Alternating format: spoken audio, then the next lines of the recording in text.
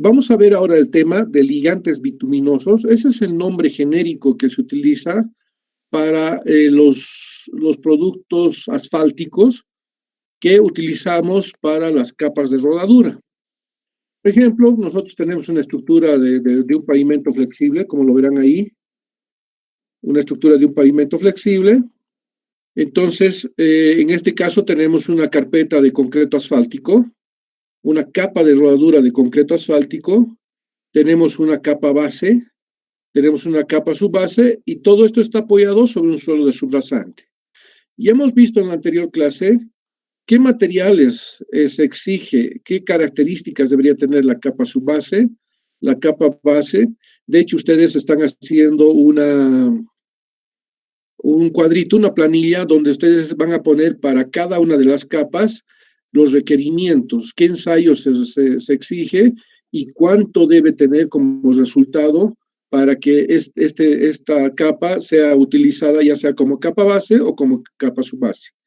En caso de que ninguna de estas capas base, capa subbase y mismo el suelo de subrasante no sea el apropiado, ya sabemos que podemos hacer estabilización de suelos de distintas formas, ¿no? Podemos hacer la estabilización mecánica, la química y la física. La química es poniendo varios aditivos y la física es haciendo combinaciones de suelos, incorporando inclusive algunos geotextiles.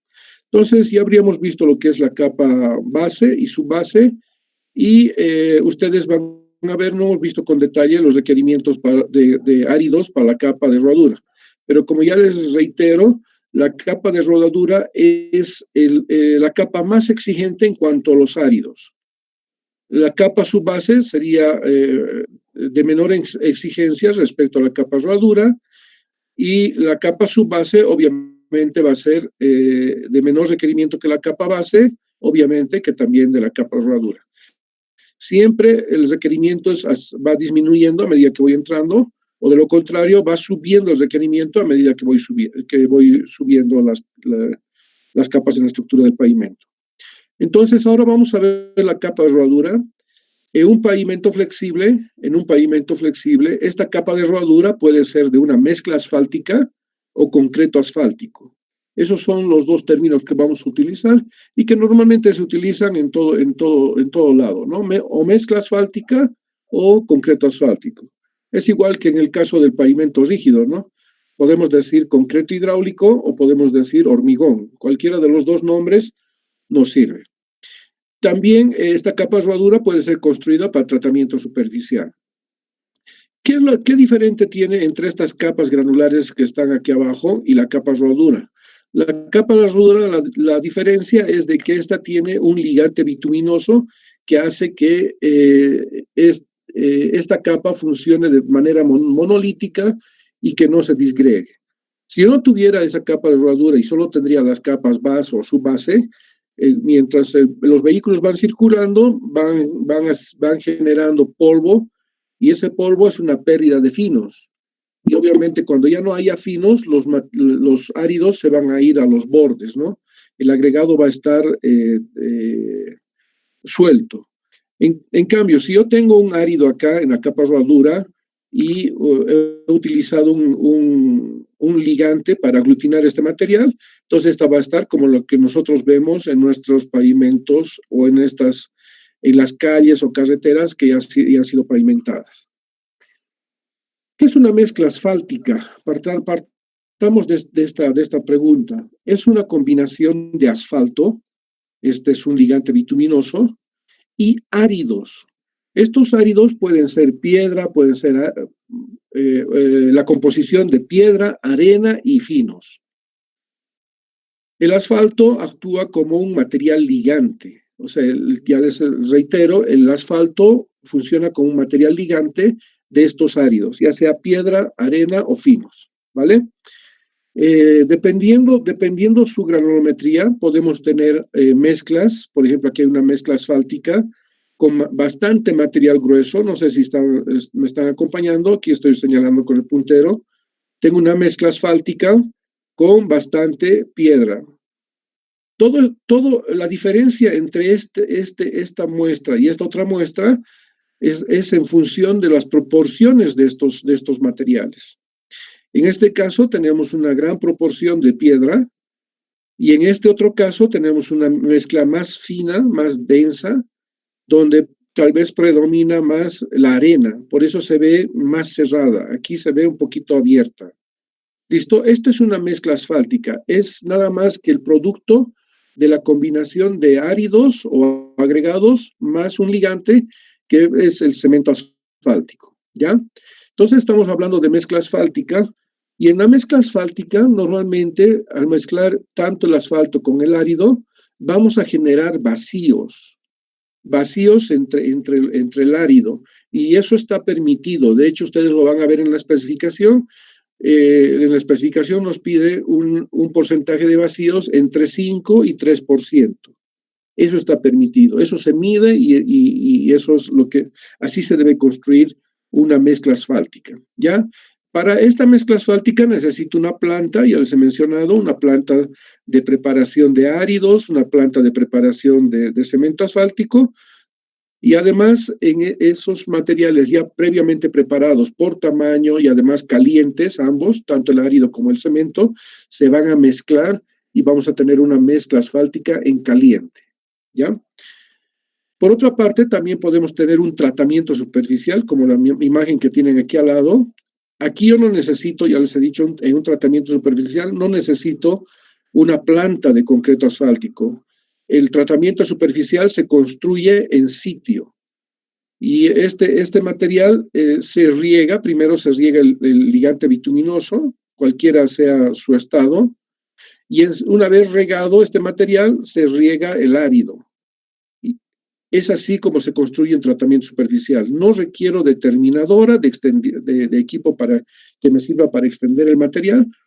Tampoco requiero plantas que me van a preparar esta mezcla, ¿no? Como en la mezcla asfáltica. Esto lo construye en sitio. En esta ocasión vamos a ver todo lo relacionado al cemento asfáltico. Todo lo relacionado al cemento asfáltico. Olvidémonos del árido. Esto lo vamos a ver en la siguiente clase. En esta clase solamente del cemento asfáltico, ¿ya? Entonces, el uso moderno del asfalto para carreteras o calles ha comenzado en el siglo pasado y ha crecido rápidamente con el surgimiento de la industria automotriz. Hace muchos años atrás sí teníamos carreteras, teníamos pavimentos, los romanos circulaban sobre sus vías en carrozas, ustedes ya algunas películas han debido ver por ahí. Posteriormente se han construido los pavimentos de Telford, Tresaguet y Macadam, donde todavía teníamos algo de carruajes, digamos, ¿no? Pero ya mejores que los que manejaban los romanos. Pero con el surgimiento de la industria automotriz ha hecho de que esta industria también vaya creciendo. Desde ese entonces, la tecnología del asfalto ha dado grandes pasos hasta el día de hoy. ¿Cuáles son esos grandes pasos? Han dado grandes pasos en equipos, o sea, ¿qué equipos se puede utilizar para uso del cemento asfáltico, uso de las mezclas asfálticas? Los procedimientos constructivos cada vez son mejores, o sea, esto lo vamos a ver en las siguientes clases. ¿Qué procedimientos constructivos tenemos? ¿Qué tipos de mezcla? Tenemos una infinidad de mezclas que nosotros a veces como usuarios frecuentes de las carreteras, apenas vemos una superficie de color negro, ¿no? Pero sí tenemos varios tipos de procedimientos para construir un pavimento flexible. Entonces, como les menciono, la tecnología ha ido creciendo cada vez aceleradamente para que tengamos buenos pavimentos bastante estables y que nos puedan durar mucho tiempo. ¿Qué ligantes bituminosos hemos ido utilizando en el tiempo? ¿Cuáles son las principales fuentes de ligantes bituminosos? La principal fuente es el alquitrán, que es una destilación del carbón. Ya, pero este material ya no se utiliza. Vamos a ver por qué no se utiliza. Otra de las fuentes principales es los asfaltos naturales, son depósitos geológicos que se han encontrado en lagos, son asfaltos de roca y arena. Y finalmente tenemos los asfaltos del petróleo, derivados de la destilación del crudo de petróleo. Esas son las tres fuentes principales para los ligantes bituminosos que se han ido utilizando para construir las capas de rodadura, ya sea fabricadas con mezcla asfáltica o con tratamiento superficial. Vamos a ver ahora una a una.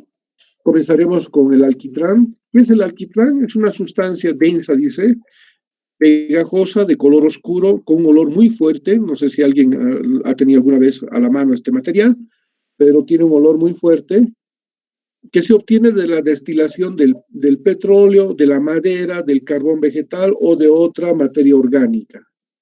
Lamentablemente este material no ha sido posible que sea utilizado al 100% en carreteras, en la pavimentación, porque es muy sensible a los cambios de temperatura. Cuando este material se enfría, tiene las características como de un cristal.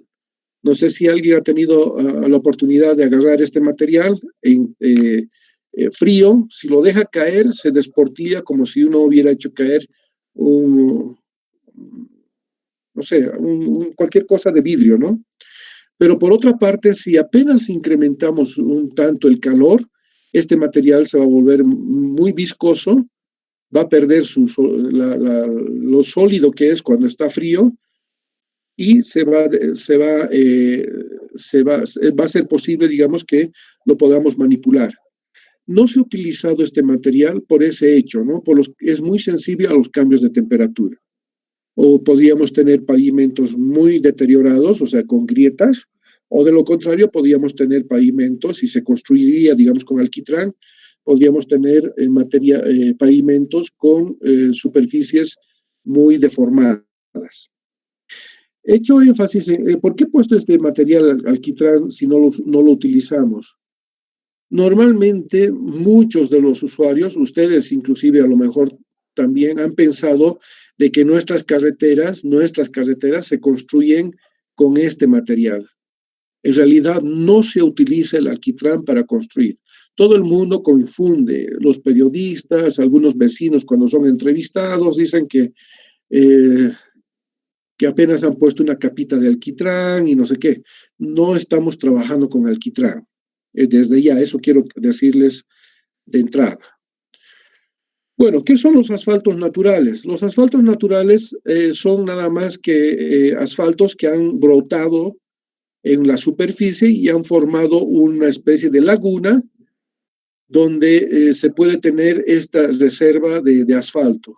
Este asfalto natural, llamado Pitch Lake, ha sido utilizado en estos lugares porque no hay gran cantidad. Inclusive hay un lugar en Venezuela que también se ha utilizado, pero no se ha utilizado, digamos, para trabajos grandes, de gran magnitud. ¿Por qué no se ha utilizado? Porque estos lagos no proporcionan una cantidad como para poder vender o comercializar a otros países, ¿no?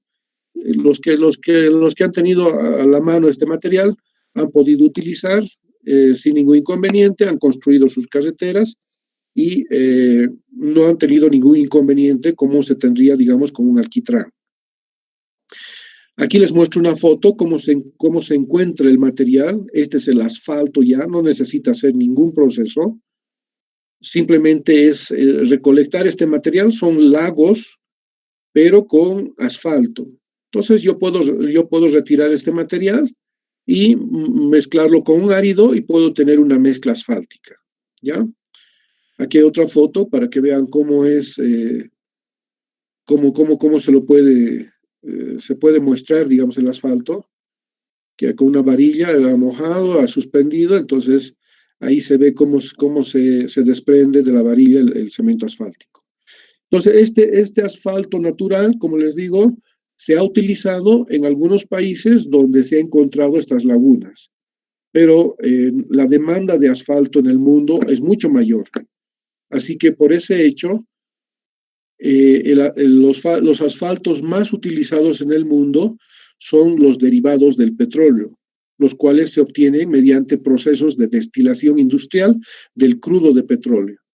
Existen dos destilaciones, que es la que yo conozco. Dice que ahora existen más destilaciones, ¿Cuál es el objeto de destilar el crudo de petróleo? Lo que se hace es agarrar el petróleo como tal, o sea, uno compra el crudo de petróleo y lo lleva a una planta de refinación. En esas plantas lo que se hace es, el primer destilado se llama una destilación atmosférica que se hace a 370 grados. ¿Qué se hace en esta destilación atmosférica? Se calienta a esa temperatura y el crudo de petróleo comienza a evaporarse. ¿Ya? Entonces, por condensación se van obteniendo los distintos derivados del petróleo que vamos a ver a continuación. Una vez que se ha quedado una borra, por llamarlo así groseramente, pero es el residuo de la destilación, ese residuo también se lo destila, se somete a una destilación al vacío a 400 grados de temperatura. Pero ¿cuál es el objeto de destilar una segunda vez al vacío y a esa temperatura? Las empresas petroleras lo que les interesa es sacar el mayor provecho de este crudo de petróleo. Y el mayor provecho es sacarle la gasolina, las sustancias más livianas, ¿no? del crudo de petróleo. No les interesa el residuo, que para nosotros nos sirve, ¿no? Es el asfalto. Bueno, la destilación del crudo de petróleo se hace en este tipo de plantas de refinado. Se calienta en la parte inferior este crudo de petróleo. Se hace unas manipulaciones químicas previamente, se incorpora agua con sal y otros se hace un precalentado, digamos, y luego una vez que ya está con la temperatura exacta, se destila este material y lo que hace es nada más que se va calentando los vapores en la parte superior, lo que van a ver aquí. Por ejemplo, yo traigo un crudo de petróleo, lo almaceno en unos tanques y lo voy a llevar a un calentador preliminar. Una vez que está calentado el material a 350 grados, comienzan a salir los gases. Y aquí hay unas planchas o platos, le llaman, donde una vez que se condensa el material, van reteniéndose algunos solventes de acuerdo a si son livianos o son pesados. Por ejemplo, aquí tenemos el gas licuado de petróleo, aquí tenemos la garrafa, es lo último, o sea, es el vapor que se ha quedado en la parte superior de la destilación. Luego tenemos la gasolina, que es algo más liviano, tenemos el querosén, tenemos el diésel, tenemos lubricantes, o sea, todos los aceites que nosotros conocemos, viene de ahí, tenemos las ceras y tenemos otros derivados del petróleo, que son los plásticos, por ejemplo. Todos los plásticos que nosotros utilizamos son obtenidos del proceso de destilación. Y tenemos después el full oil, ¿no? O sea, el aceite. Pero lo que nosotros que nos interesa es esto aquí. Es lo que ha quedado en el fondo de la destilación. En otras palabras, nadie lo vuelve a utilizar. Esta es una destilación atmosférica.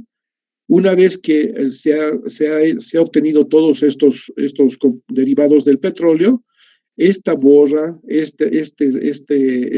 no desperdicio, sería el residuo, digamos, de la destilación, se lo somete nuevamente a una destilación similar a esta, pero al vacío. ¿Con qué objeto? Para sacar nuevamente los gases, gasolina y todo ello.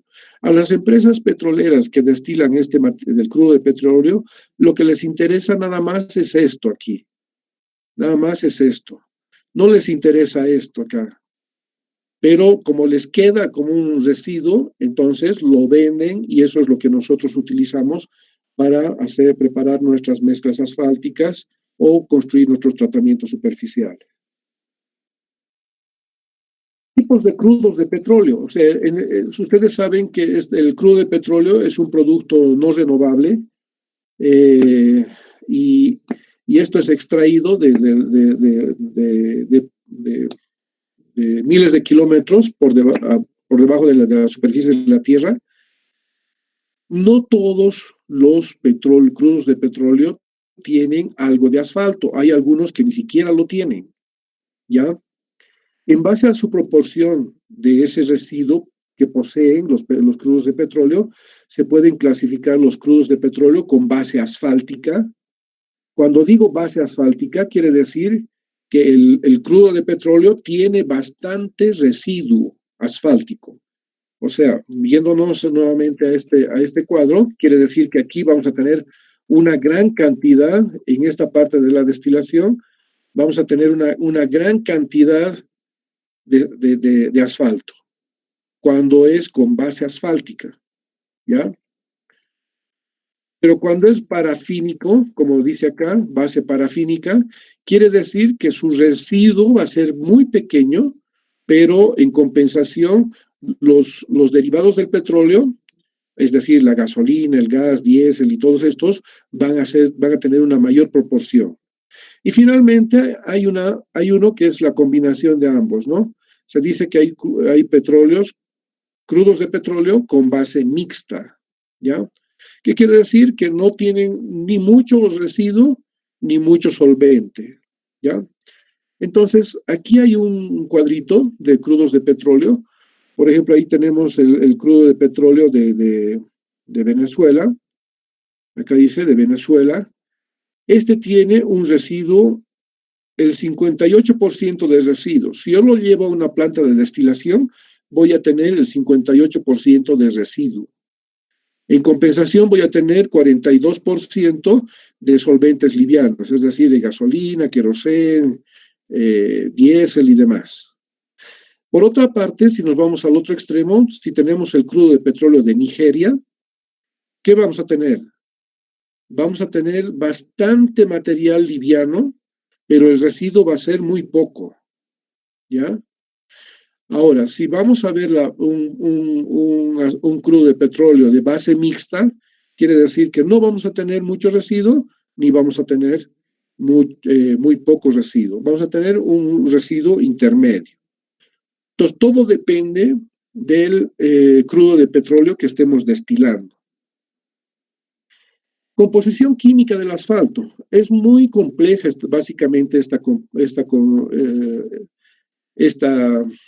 composición química, pero está básicamente constituida por cadenas moleculares compuestas fundamentalmente por carbón, hidrógeno, oxígeno y sulfuros.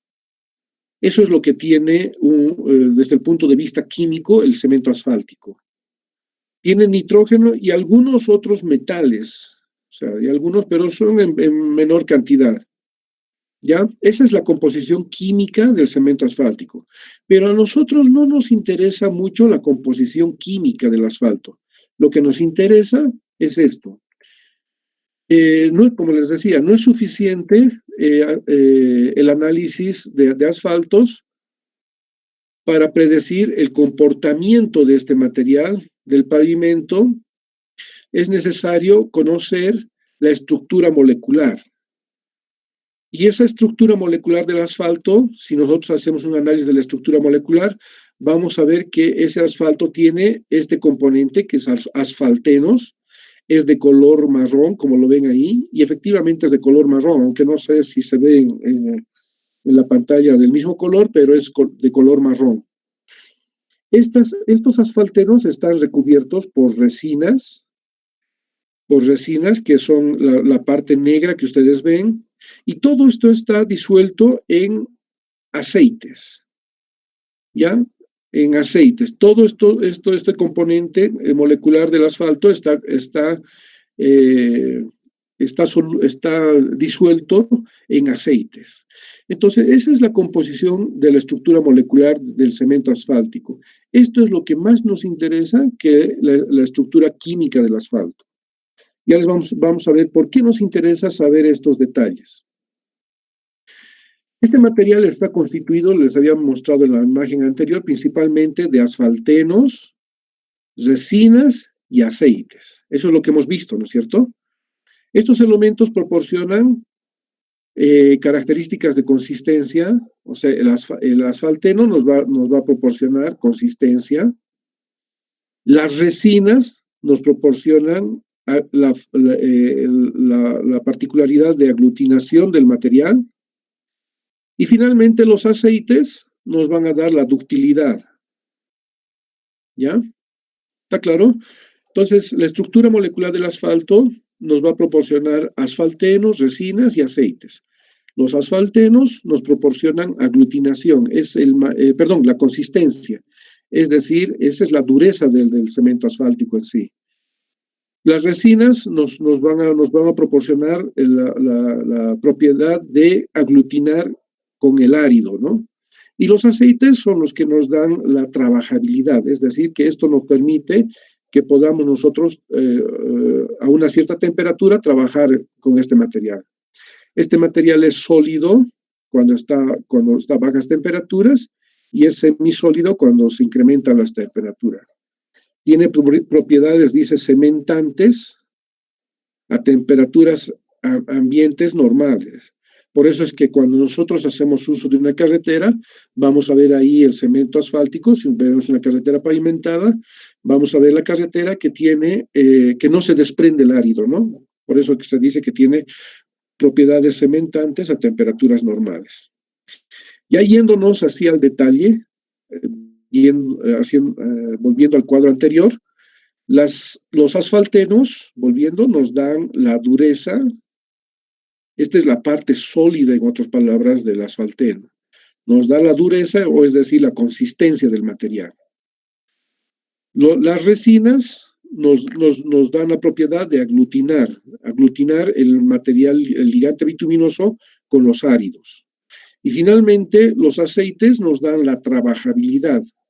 Es decir, si no tuviera aceite el cemento asfáltico, este material no podría ser trabajable. ¿Ya? La composición química del asfalto, existe un modelo micelar, así se llama, el modelo micelar, propuesto por esta persona, Nellestin. Él lo propone lo siguiente: agarro una porción de asfalto, lo voy a precipitar con N-heptano, y al precipitar con N-heptano voy a tener los asfaltenos y voy a tener los maltenos. No se olviden, el asfalteno es el que le da la consistencia al cemento asfáltico, es la parte dura. La que hemos visto, de acuerdo al gráfico, es lo que estaba pintado con marrón.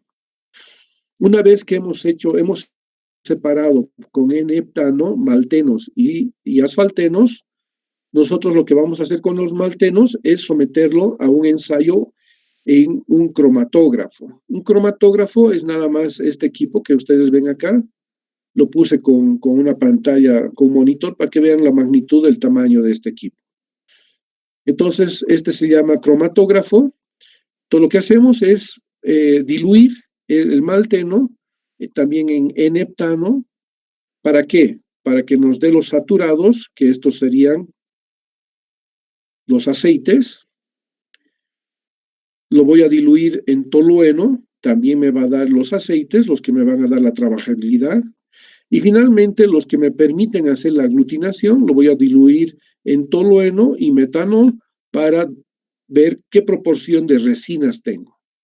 Entonces, de todo esto, lo que nos interesa, ya lo hemos visto, son los asfaltenos. Nos interesa ver las resinas, que es la capita negra que contorna el asfalteno, ¿no? Que es el café. Y por otra parte, los aceites. Estos son los aceites que nos van a dar cuán trabajable es el cemento asfáltico. Entonces, eso es lo que más nos interesa de la composición química del cemento asfáltico, es verificar el modelo, la estructura molecular de este material. Voy a hacer una pausa, si tienen algunas preguntas para continuar. Pero disculpe, una consulta, buenas noches. Buenas. Respecto a lo que se genere el residuo, ¿no es cierto? Que es el último, a este se le hace una destilación al vacío, que es similar al proceso anterior. Esa es la duda, ingeniero. Ya, gracias por consultarme. No sé si están viendo la lámina. Bueno, lo que hacemos es, aquí habíamos dicho, ¿no? Aquí. Hemos dicho que la destilación consiste en hacer una destilación atmosférica a 370 y luego se hace una destilación al vacío a 410. grados de temperatura. El crudo de petróleo ingresa a estos tanques. Aquí se los calienta, se los prepara, no es que simplemente se los caliente y listo, se les pone algunos químicos, algunos solventes como la agua con sal, por ejemplo, que nadie se imagina que se lo mezcla con eso, y una vez que se calienta la temperatura a este ensayo de destilación atmosférica, se lo calienta a 370, entonces este material se va evaporando hasta su condensación. No sé si ustedes alguna vez han hecho la prueba, no sé, pónganle una caldera, digamos, cerca de un vidrio y se va a ir evaporando el material y va a empañar el vidrio, ¿no es cierto? Pero va a haber un determinado momento que se va a condensar ese vapor y ese vapor se va a ir precipitando y se va precipitando obteniendo esto, ¿no? Los gases, como les había dicho, el gas, gasolina, queroseno, diésel y demás. Ahora, la pregunta de Oscar es la siguiente.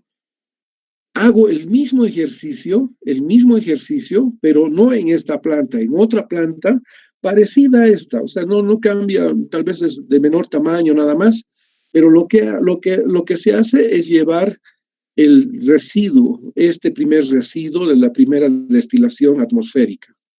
Este primer residuo lo llevo a una planta similar a esta, donde por vacío y a una temperatura a 400 grados centígrados, nuevamente se extraen los solventes livianos, como ven aquí, y se queda algo de residuo. En otras palabras, para que tengan una idea, supongamos que yo pongo el crudo de petróleo de Venezuela, este crudo, ¿ya? Lo llevo primero a esta planta, lo voy a hacer la primera destilación y lo que me va a sobrar, ¿qué va a ser? 58% de bitumen. ¿Listo? Entonces, ese bitumen lo voy a llevar a una planta parecida a esta, que va a funcionar al vacío, pero a más temperatura, a 410 grados, y lo que vamos a hacer es seguir sacando los materiales hasta tener, hasta que se reduzca este bitumen, ¿no? Entonces voy a tener una proporción menor y obviamente que me va a salir alguito de derivados del petróleo, que son los solventes más livianos. Y así sucesivamente.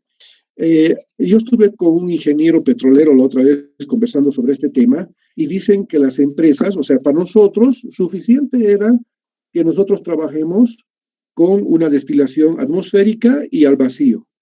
Ahora dice que se hacen 4 destilaciones, 2 destilaciones adicionales, además de las que estamos viendo.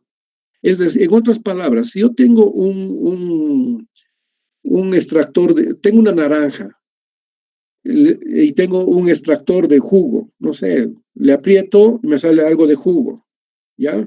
Eso sería mi destilación atmosférica.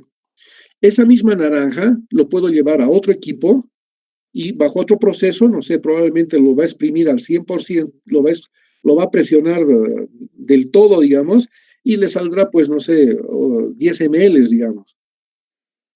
¿Ya me entienden? Entonces, nuevamente lo puedo llevar, esa misma cáscara, lo puedo llevar a otro proceso y ya me va a salir 5 ml. Entonces, las industrias petroleras, lo que les interesa es vender los compuestos livianos, no les interesa vender los residuos. Nosotros los compramos los residuos. Y por eso es que los residuos tienen estas características, ¿no? Esto es lo que nos interesa a nosotros controlar. Tampoco nos interesa mucho ver cuánto de carbono tiene, hidrógeno. Eso no nos garantiza las propiedades o el comportamiento del cemento asfáltico. Lo que nos interesa es conocer los asfaltenos, las resinas y los aceites. No sé si he respondido a tu pregunta, pero si hay otra, por favor. Gracias, ingeniero.